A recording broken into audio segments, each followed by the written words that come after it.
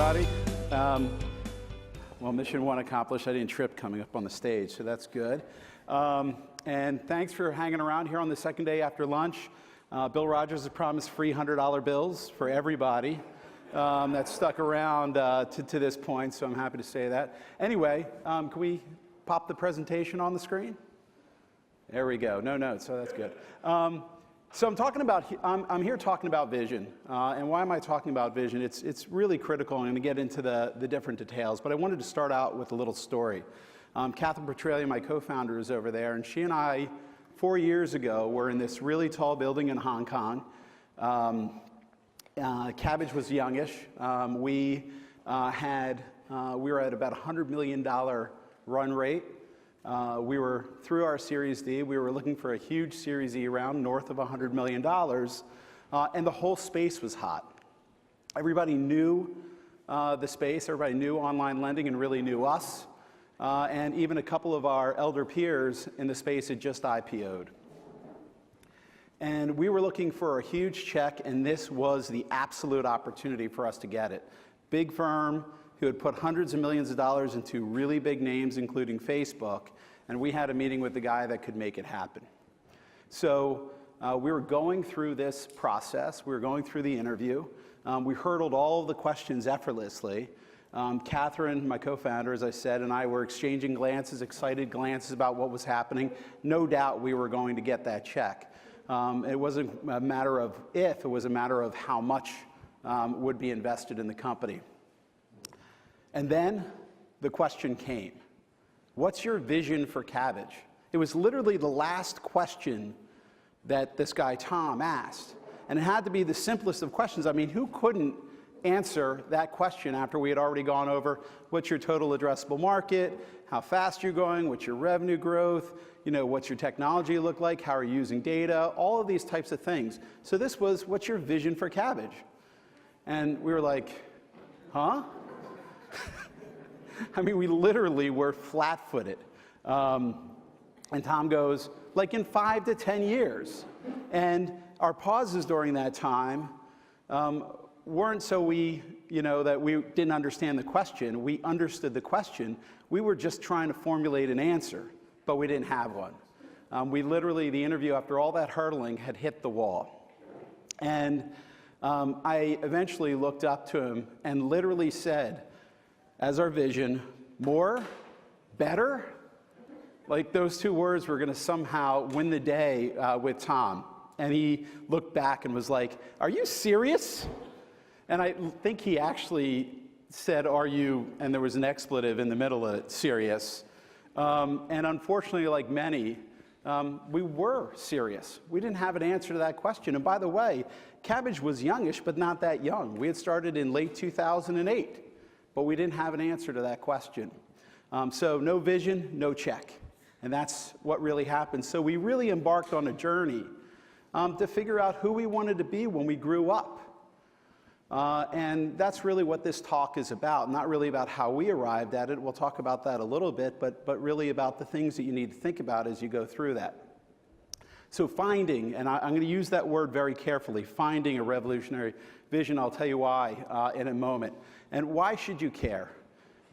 Getting a raise done for us wasn't the reason to figure out our vision. You shouldn't figure out your vision because you're trying to achieve some specific objective, but it was really emblematic of a much broader issue. We didn't have any rudder. We didn't have anything that we could share with our employees and say, this is the North Pole, this is where we're going, this is why we're doing it, this is why you should be proud of working at Kabbage. Those were the reasons that we need to figure out where we were headed from a vision perspective. And it's really the reason why it's important for everyone in this room. And as kind of a corollary to that, it's not only important to know where to start, it's also important to know what not to do and where not to start. And we're not sitting here sort of throwing darts at anybody. We've made every single mistake in the book as we sort of went upon this journey. So we'll do this in parts. And the first thing is repeating what you do and saying you'll be the largest or best at it is not a vision. And this is the classic more, better concept that we used when we were in Hong Kong at that point. However, starting with what the customer desires and what the customer needs is really the most important thing. And I'll tell you a story. We recently shared this video at our weekly town hall we have at Kabbage. And it's a video when Steve Jobs first came back to Apple, and he was holding kind of a town hall really for investors and other interested parties about what he was going to do. And he had made some pretty big changes at that point, and I think a lot of folks were really irritated by what he was doing. And he got this one question that was about a very specific kind of technology. Why aren't you using this technology? This is the best technology out there. And there was a lot of vitriol. It's a great video to watch if you have an opportunity. Everybody in the crowd kind of like oohed when this guy asked this question. And Steve Jobs was very, very thoughtful. And he responded after a couple of minutes. And he said, you know, this guy is right in a lot of ways. He's absolutely right. There's no reason why we couldn't use this technology, and we couldn't create a pretty interesting product that would be interesting to some people, and it would create a nice little market.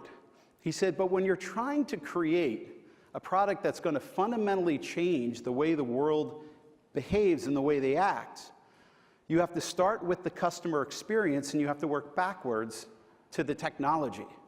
And that might sound very common and easy to understand, but if you really spend time thinking about it, it requires you to dispense and throw away all of your natural inclinations on how you think about where your company is going. Another, classic visionary is Jeff Bezos, and we all know that. But if you haven't had the opportunity, and I have a feeling in this crowd most have, to read the 1997 letter he wrote to his shareholders, it's a marvelous letter. You should read that one, and you should read the 2017 letter, and then compare them, because they're amazing in their consistency. And in part, what he talks about is his obsession over his customers. And like I said, in part, it said, from the beginning, our focus has been offering our customers compelling value, something they couldn't get any other way, much more selection. It's 2019, and I think we would agree they're still doing it. Great visions actually last forever. So if you find your vision, it's something you can tie yourself to forever, or you can let it evolve even more over time. So also, a great vision is discovered, not created, and this is why I used the word finding earlier. Michelangelo famously said, the sculpture is already complete within the marble block before I start my work. It's already there. I just have to chisel away at the superfluous material. So when I say finding your vision, it's not about you creating something that doesn't exist. It's about you getting down to the core element of what you're trying to accomplish and how that impacts the customer. That's the most important. Part 2. Product extensions are not a vision. If you think of it that way, you end up becoming the 1800s era, early 1900s era street peddler that's just willing to sell. Has anybody ever here gotten a domain from GoDaddy? Okay, if you have that experience, you will go through the most tortuous cycle to get from that point to the checkout. Great company, has done many great things, but I'd argue that you don't necessarily want your customer journey to look that way. Product extensions, and this is really important, so I'll repeat and explain it again, emanate from a vision, but they do not precede the articulation of the vision. There are so many companies that try to figure out, okay, what have we put together? Now let's figure out our vision and wrap that around. If you look at Apple and what Steve Jobs did, and I made reference to it already, in 1997 when he joined Apple, Apple had an incredible number of product SKUs, and probably many of you already know this. Within a very short period of time, he got rid of 70% of the products that Apple produced because he had a very compelling vision for the company, and those products didn't fit into it. And that takes a tremendous amount of courage to be able to do something like that. If you take a look at their stock price that's happened since he shed those 70% of products, is up 319 times what the stock value was when he first started at Apple or restarted at Apple in 1997. Your vision, and this is a related point, it shouldn't be derived by working backwards from your existing product set. And I'm kind of happy Mark Hurd's not here. He was supposed to be here next, and I was like, oh shit, I didn't realize. Oh wait, I'm not supposed to say that word. But if you look at HP, let me share their vision statement with you. Our vision is to create technology that makes life better for everyone, everywhere, every person, every organization, and every community around the globe. There are 5 everys in one vision statement. That is the most everys that have ever been in one particular sentence. And I think you'd agree with me, you can't be all things to all people, but when you create your vision around the products that are already present in your company, that's what you risk. And think about it from an employee standpoint. When somebody says to them, well, what's the objective? What's the goal of HP? I mean, how can you actually answer that? And since 1997, their stock has gone up 0.6 times where it was. Went from effectively $20 to $32 or something like that if you add all the constituent parts together. I'm not saying that's the only reason, but there was no specific drive. Your vision has to be specific, has to have some specificity to it. Also, stop calling yourself the Uber or Amazon of what you do. It's very common, and that's a great way if you're a young company. I mean, everybody wants to do that, right? Everybody wants to call themselves that because they think they'll get somehow access to the same valuation. Find a unique identity for your company or be relegated to comparisons with companies that you don't want. And every company faces that as they go through growth. You're compared to companies you don't want to be compared to, and it's often because you haven't set up a real and specific identity for yourself. Here's a company that I am sure like nobody knows of. I didn't know of it before. They're called Dector, and what they are is the Uber of X, the Uber of everything. You can read some of them. Some of them I don't want to read out loud, but literally Uber for dry cleaning, Uber for babysitters, and then other ones that, like I said, I'm not going to read. And I don't want to be controversial. Well, sometimes I do. But Nikolai is the CEO of Revolut, which is a great company, was recently quoted as saying he wants to be the Uber of banking. What does that mean? I was actually asking Catherine the other day, what do we think that means? And I still couldn't even come up with an answer to it. But again, it's not a vision. Your vision should really be only about your customers and not about you. Great, and this sounds like this would be obvious. Great visions are visionary, right? But then you have situations where they're not. Snapchat in its S1 and then since has said we're a camera company, like others have called themselves in the past. Doesn't sound terribly visionary. In fact, camera companies don't even want to be called camera companies. You've got Yasuki, the CEO of Nikon, saying we're not a camera company and please don't call us one. I made that quote up, but So I have to caveat that, by the way. But I thought it was a great quote, so I was going to put it in there and give false attribution to it. So whatever. Their logos look similar, but turning to actually somebody who figured it out, who's a strong competitor to Snapchat, is Instagram. I mean, their logo is actually a camera, right? But if you look at their vision statement, bringing you closer to the people and things you love. Why do I love this? It's incredibly personal. It's incredibly about the customer. When you think about when you're working at Instagram and you're trying to figure out how to build features, you can just look to that and say, am I helping Instagram help others accomplish that? It's super easy to figure out. I just love the specificity and the warmth of that mission statement. So coming up with our vision at Kabbage, it was interesting. We were in search of this, and I really didn't have to look that far. Back in 2003, 2002, frankly, right after 2001, I started my own businesses, decided I wasn't going to work for anybody anytime again. Of course, I didn't realize that means when you have investors, you actually have a board of directors you work for, but I was more naive back then. And I tried to start this business, and we were struggling. I mean, mightily struggling. It was a business you would have never heard of. And I would find myself, I'd go to sleep at night My wife would fall asleep in like what seemed like 30 seconds. I would be up and awake, and what I would be doing during that time is literally calculating the amount of money that I thought I was going to generate over the next period of time, next couple of weeks, what my expenses were going to be, and what was going to be left over to pay my mortgage. I couldn't sleep. That was the real challenge that we had.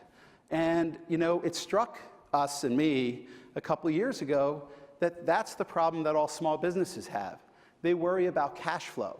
And so we knew the bigger problem we had to solve, and lending, when we lend money, and that's what Kabbage does to a small business, when we lend money to a business, it's to help them manage cash flow so they can sleep better at night and they can focus on the things they love. And so we realized that it really only had three constituent parts, just like those things I would think of in the middle of the night: the money coming in, the money going out, and what would be left over. And so we've recentered Kabbage entirely around this mission. Very, very, very simplistic. And if we're able to do this, we actually relieve the small business owners of the burden of managing their own cash flow. And we can do what we like to say is, let the bakers bake. If you're a baker and you opened up a bakery, why did you do it? You did it because you're amazing at creating great treats and breads for your customers, not worrying about your cash flow. So you should let us do that, and you should focus on that. And if we're able to allow them to focus on, you know, running the bakery and creating the great treats, then they will have more time to invest in their business, invest in their family, invest in their hobbies, do all of these types of things, and everybody wins. And then we went back and we said, okay, how do our strengths apply to this? We said, we actually access data that allows us to see all the money flowing into a business, all the money flowing out, and the residual. And we could actually do this on behalf of our small business customers. We can help and proactively manage their cash flow. And so that's how we fit what we were great at into the vision we knew we needed to have for our customers. So now back to you. Look, as an industry, we have the best opportunity to help customers, consumers, and SMBs relative to almost every other industry. They entrust us with their financial lives. And when they entrust you to their financial lives, that means you can have untold impact on their business. And it really falls into 5 underlying motivators that we should each center our vision around. First one is freedom. And by the way, it's not about savings, it's about freedom. If you help them save money, you're giving them freedom to do other things. It's not about opportunity, or it's not about growth, it's about opportunity. If you allow them to grow, they have more opportunities. It's not about simplicity, it's really about creating time. So talking about how we make your life so simple, we're really giving them back time. It's not about safety and security, it's really about peace. And can we give them peace of mind? And then it's not really about love, and that got cut off somehow, but it's really about connections. And I would argue that you should make one or more of these the center of your vision, and you should shed every other product in your business that doesn't allow you to accomplish the vision that you're trying to create. As some people say, if you're not part of the solution, you're part of the problem. And the nice thing about this is we all can be part of the solution in a major way to our customers. So there's no you in vision, but there is in future, so make sure you're a part of it. Thank you so much.